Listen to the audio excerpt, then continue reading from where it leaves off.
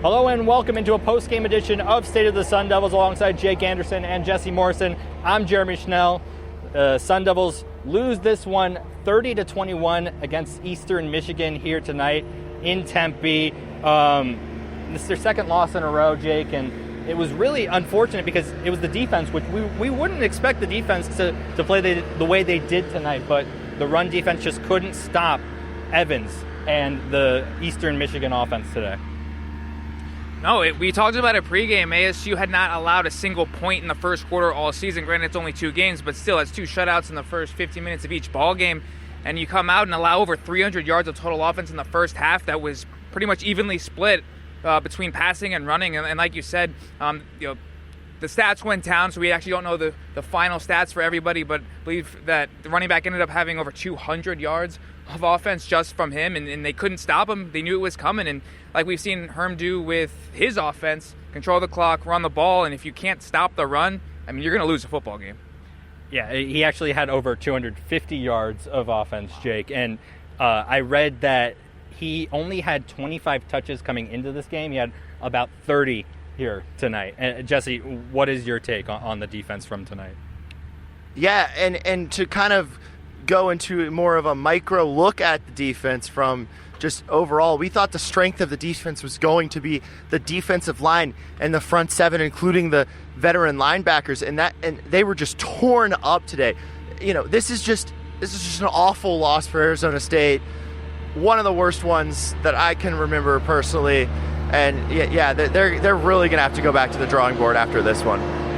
I was trying to think about one of the worst losses since I can remember from ASU, and I go back to 2014 when they lost to Oregon State up in Corvallis, when they had a chance to go to the college football playoff and they were ranked in the top 10 in the country. That's as far back as I can go to remember a loss that this heartbreaking, really, like this, where you didn't expect it, really. Yeah, and I get that was a bad loss, but like, this was against a MAC opponent. I mean, they play a lot of their games on Tuesdays and Wednesday nights. Oregon State's a Pac-12 team. They play on Saturdays most of the time. Maybe some Fridays, maybe some Thursdays. But yeah, they play on Saturdays most of the time. And you know, you just can't lose to Eastern Michigan. It's just an awful loss for ASU, and I don't have too many words at this point to even describe just the kind of loss this was. If you really think about it, it was the first drive of the game for Eastern Michigan. It started with a kick out of bounds, which happened last week as well, which obviously, like you said, Jake, last week, that does not go down as a penalty, but it was really like a microcosm of, if we look back at it, like what to expect, what we wouldn't expect kind of happened today, which was a lot more penalties again today, and it started on that first drive. Yeah, I believe my final ASU penalty tracker stopped at 9 penalties for 84 yards.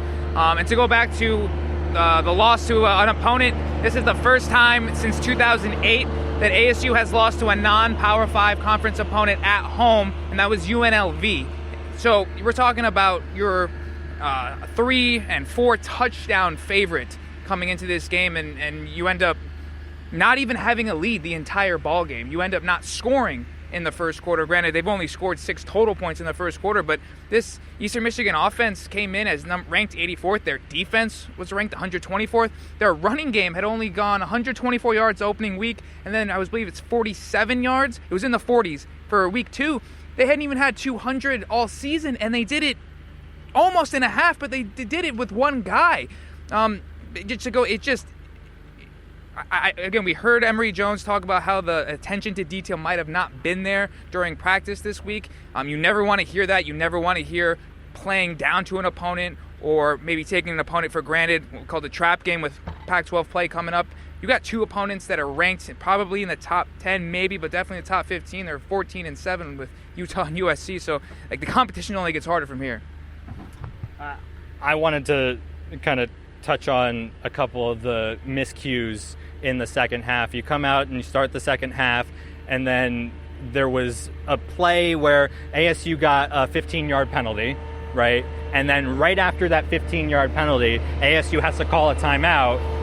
ASU has to call a timeout because the play clock is running down. So Herm, unfortunately, has to take that timeout with just first drive of the second half. So that's one timeout down. And then later in the game, in the fourth quarter, when you need those timeouts, they have to take another timeout, this time on defense. Herm didn't really necessarily talk about that second timeout, but that really, if Eastern Michigan was going to score on that drive, which ended up being really the dagger in the game when they did score on that drive, the field goal, I think it was like 4 minutes left or something like that. ASU came out of that with one timeout left, and that's really hard to win a game with 4 minutes left and one timeout left. The thing that actually impressed me, too, from Eastern Michigan's standpoint is it's not like ASU was getting gassed on the defensive line like Jesse talked about, we thought was the best part of this team. They were subbing out the entire defensive line. Omar Norman-Lott was lost for the game in the first half, but we're talking about a complete sub of all four guys, and they could not make a difference either. So the running game there, to me, from Eastern Michigan was the game in itself.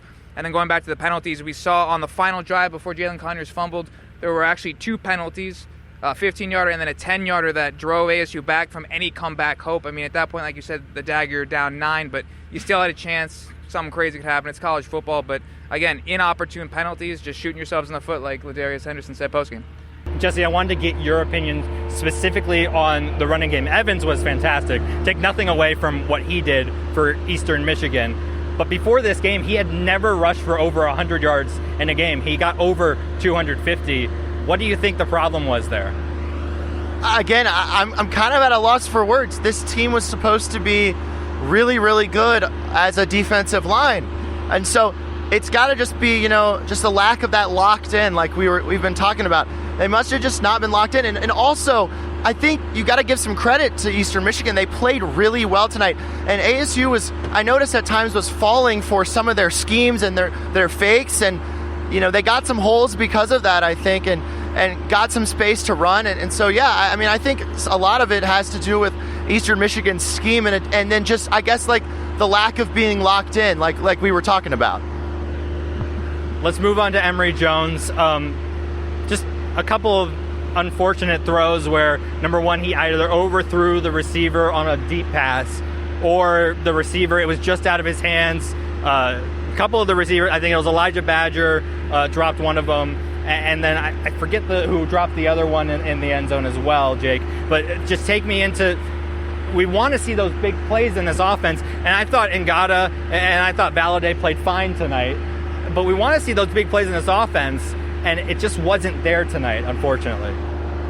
Yeah, I wrote about it in my recap. It was 3 specific missed opportunities that were all walk-in, sure touchdowns. The 2 drops were by Elijah Badger. That one was a little bit more difficult, but still, at the college level, you got to make those plays, got to make those catches like Herm said post-game. But the one you're referring to is against Zeke Freeman, and it just kind of came off his hands, maybe a little outstretched, but still, you get your hands on it like that, you got to make that catch. And then Gio Sanders was the one where Emory overthrew him. It's just unfortunate because we've seen 3 times now, really, back-to-back weeks where every time ASU gets these deep shots, gets these deep looks, and they actually have a chance to score a touchdown off of it, it's just a little off the fingertips. It's a little overthrown. And, I mean, if we're getting nicky-picky, we have to, just because you're losing to Eastern Michigan at this point, right? I mean, you got to make those plays at the college level, especially in the Pac-12. I've got to see a lot more from Emory Jones. I know it wasn't 100% on him tonight, but again, I've just got to see a lot more. The jury is still out on him. There's something on his passes that it's either too crisp or not crisp enough on some of his throws. And so, yeah, and I don't think he's been taking off running enough. We saw him score a touchdown tonight, but again, not enough runs in the past 2 weeks. I thought he would run a lot more, which I think could really open up this offense. So yeah, I'm not quite at the point where I want them to start looking at Paul Tyson and Trenton Bourguet, but if the next couple of weeks kind of go the same way, then I think they've got to maybe take a look at that. I'm just not quite sold yet on Emory Jones at this point. Yeah, I think a little bit of what happened tonight was trust. I think the offensive coaching staff, maybe they don't trust Emory enough. I think if you want this quarterback to play to the amount of potential that he has, and he has tons of potential. He could be very good in this conference and in the NCAA. But I think the confidence, it comes from the trust of the coaching staff. So possibly even on that first drive, Jesse, you can talk about that. It was 3rd and 4, and they handed it off, and then they had a punt. Yeah, and, coaches always talk about wanting to start fast. And, I think that if they had started fast and maybe, even if they don't trust him, act like it maybe. Just like say, you know what, we're going to throw with Emory here. Maybe he makes the throw, and then that'll build his confidence going forward through the game. They decided to run on that 3rd and 4. And I just kind of think after the first drive from Eastern Michigan where the kickoff out of bounds, and then where they decided to not throw with Emory on ASU's first offensive possession, I thought that kind of just had bad mojo from the start.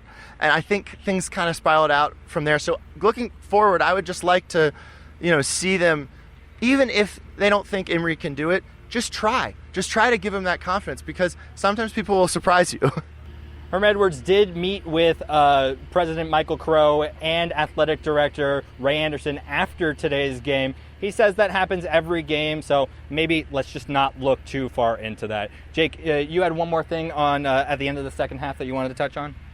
Yeah, at the end of the first half. It's something that we've now seen in 3 straight games. So against NAU, at the end of the first half, ASU had the ball, strip sack fumble, leads to NAU's only 3 points. We see it at Oklahoma State. They have the ball at the end of the first half, and they do not try to score at all.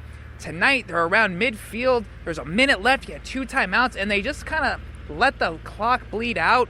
And I don't know. It just, to me, it seems like coaches will show you if they trust their players and what their players can do. And not being aggressive at home against Eastern Michigan when you were losing in this game, you're getting the ball back at half.